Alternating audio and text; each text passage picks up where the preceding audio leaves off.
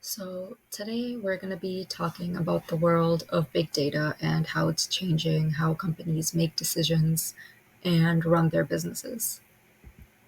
So, imagine a time when managers only had their gut feelings and a bit of data to rely on. But now, thanks to big data analytics, organizations have a wealth of information at their fingertips. So, traditionally, decision makers were limited by the data they had and their own instincts. But with big data analytics, organizations now have access to immense amount of information, shaping decisions in new ways. The article Big Data: The Management Revolution from Harvard Business Review talks about companies like Google, Amazon, and Capital One, showing how they've used data analytics to get ahead. These big companies study customer behavior, likes, and their current trends with incredible accuracy. This basically just helps them tailor their strategies to fit exactly what customers want, almost like predicting the future of their industries. But big data doesn't just stop at making decisions. It also helps businesses run smoother operations. By quickly analyzing huge amounts of data, companies can make their processes more efficient, cut waste, and use their resources wisely. So, for example, let's take Walmart, one of the prime examples highlighted in the Harvard Business Review article. Through the lens of big data analytics, Walmart optimized its supply chain operations to a remarkable degree. They were able to predict demand patterns, adjust inventory levels accordingly, and minimize the occurrence of stockouts. This not only led to smoother operations within their warehouses, but also translated to shelves consistently stocked with with the products that customers wanted. Furthermore, in the financial sector, big data is revolutionizing risk management and fraud detections. Banks and financial institutions can now analyze vast amounts of transaction data in real time, identifying suspicious activities and preventing fraud before it occurs. This not only protects the institution and its customers, but also maintains the integrity of the financial system as a whole. Yet, with all these benefits, there are also challenges we can't ignore. While big data boosts efficiency and competition, worries about privacy, surveillance, and unexpected problems are real concerns. It's a fine balance between using data powerfully and protecting people's rights. So, what does this all mean for businesses and decision making? Big data isn't just a tool, it's a big change that helps companies thrive with new insights. It's about using the huge amount of data available to make smart choices, run businesses better, and just stay ahead. So, in conclusion, as we navigate this world of big data, let's embrace its potential while also keeping in mind the responsibilities it brings. It offers incredible chances for growth and innovation, but it also requires a careful approach. We must be watchful in protecting privacy, ensuring data security, and addressing any unintended consequences. So, by basically understanding these challenges and approaching them with integrity, companies can move forward with confidence. They can harness the transformative power of big data to not only make smarter decisions, but to also build efficient and flexible operations that adjust to the ever changing business environment.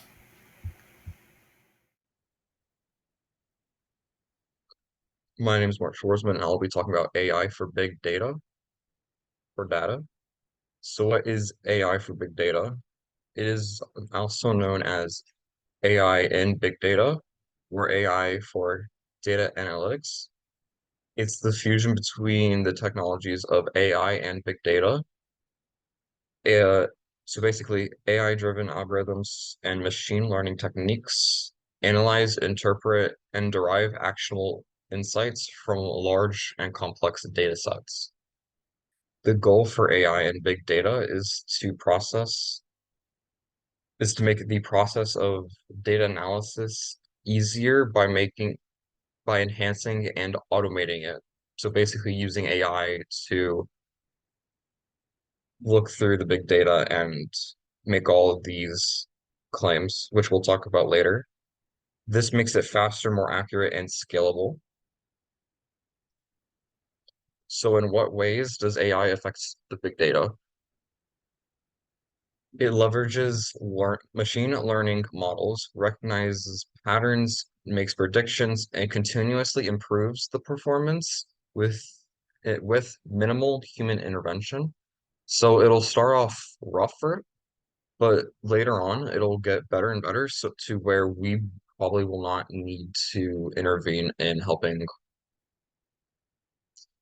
The model trains, the models are trained on the data sets, which allow them to identify trends, anomalies, and correlations, which which would be more time consuming and extremely difficult for a person to go through the data and recognize that.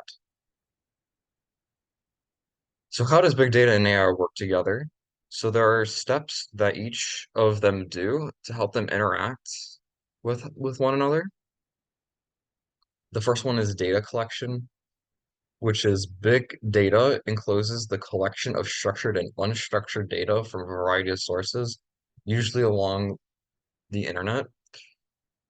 Data storage and processing is the second step.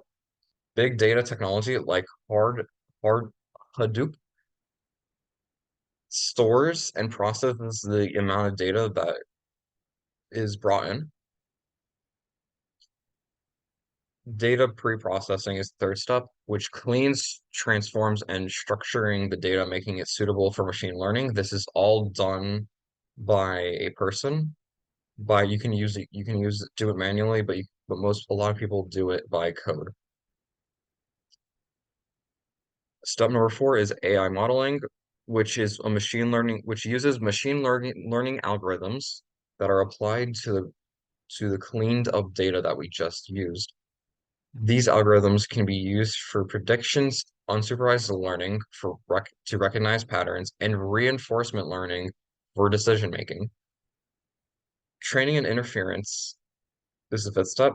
AI models are trained on the data to learn and the patterns and relationships within the data.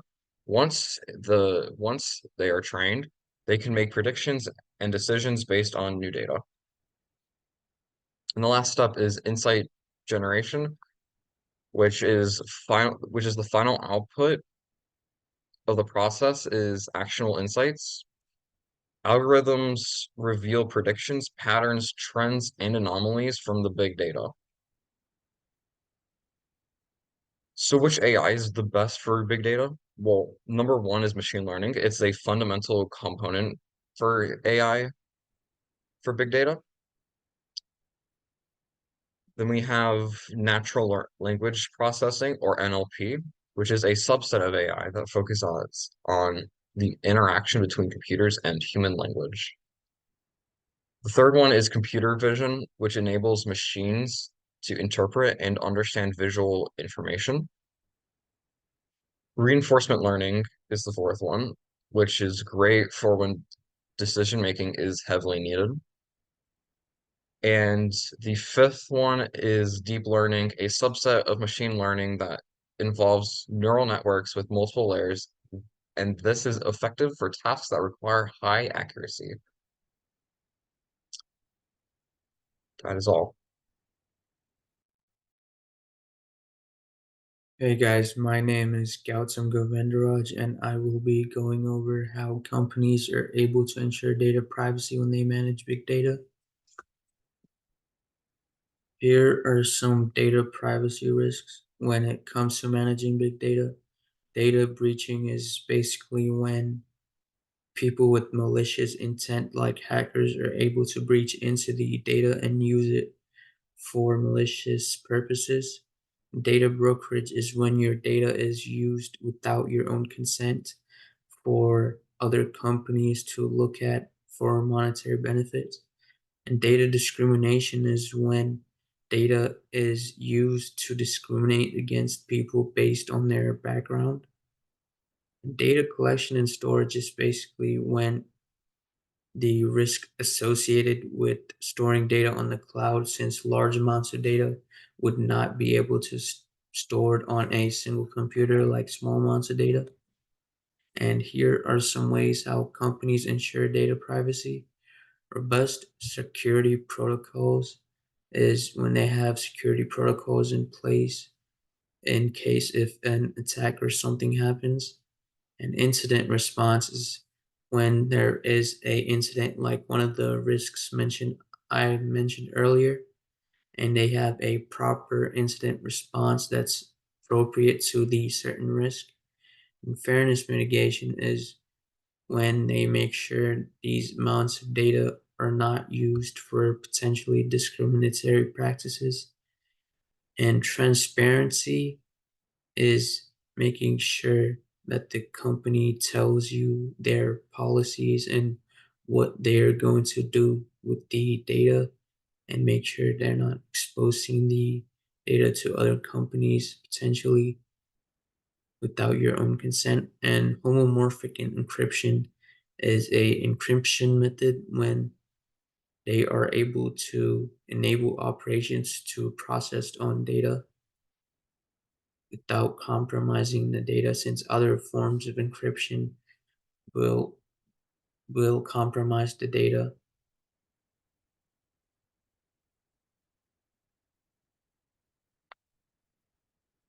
In this part of the presentation, I'll be talking about the modern usage of big data as well as a little bit of the history of it. So first, what is big data?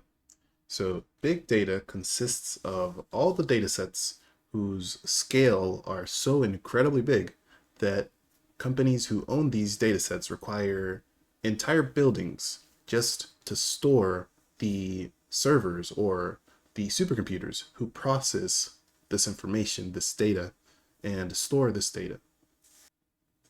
This sort of infrastructure is essential for storing and managing so much information that is constantly changing.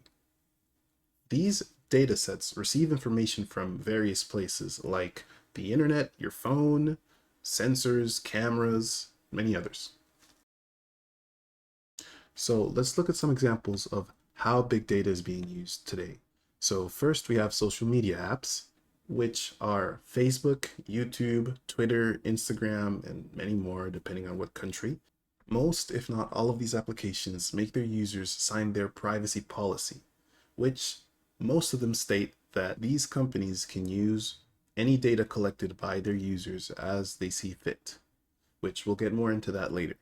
Next is e-commerce data. So any online shopping, Amazon, eBay, Alibaba, Uber Eats, all these applications also have a privacy policy that the users must sign, which gives the companies permission to use any data collected. Next, we have sensor data and healthcare data, such as fitness trackers, wearable health devices, and genomic data. Specifically for genomic data, there are companies like Ancestry.com who store the DNA of their users in their database. So now let's talk about history. The first actual attempt of a statistical rule was made in Germany in the 17th century. That is where statistics was defined as a science that collects and arranges data for the ruler's decisions. This data that was collected was usually kept in secret from the public. Around that time, England started something similar with keeping track of surveys that had birth records and bills of mortality. Later, scientists in France devoted themselves to creating theories of gambling by using statistical data. All right, next, let's get into some questions. So, has big data ever been used in a harmful way? So, yes, there are big companies such as Google that are currently in lawsuits for not only data breaches, but also using their users' data in ways that weren't specified in the privacy policy that they had to sign, such as selling user data to advertisers, which allows them to specifically target people for specific advertisements. Since databases have such a large amount of data, hackers regularly attempt to breach any security measures and obtain all the data they can. Next, does data collected from an organization get distributed to other organizations? It depends on the organization, not usually. That's not how it's supposed to work. Usually whenever a person signs a privacy policy, it's specifically for that company or application that they're using. However, there have been reports and even lawsuits towards companies like Facebook for selling user data to other companies, advertising companies like Google and others. Next, somebody asked, is there anything that can prevent or decrease the amount of data a company or application is collecting on its users? Yes, there are two ways. Firstly, with laws such as the data privacy law, and the next way is what users can do. What some users usually do is install things such as ad blocks, some even disable permissions for some applications, and some of these things may go against the privacy policy of that application. However, it's the only thing the users can do to protect their data. Finally, we have, how will big data be used in conjunction with other emerging technologies like artificial intelligence? One of the ways that AI is being used in conjunction with data collection right now is with CAPTCHA. That's actually been around for a while. It measures if a person is a robot or not. And the way that it does this is it usually asks the person to solve some sort of puzzle that trains an AI model. Another way is with companies like OpenAI using their ChatGPT, they can collect data on what questions are asked to the chatbot and such. All right, and finally, here are the sources. Thank you very much.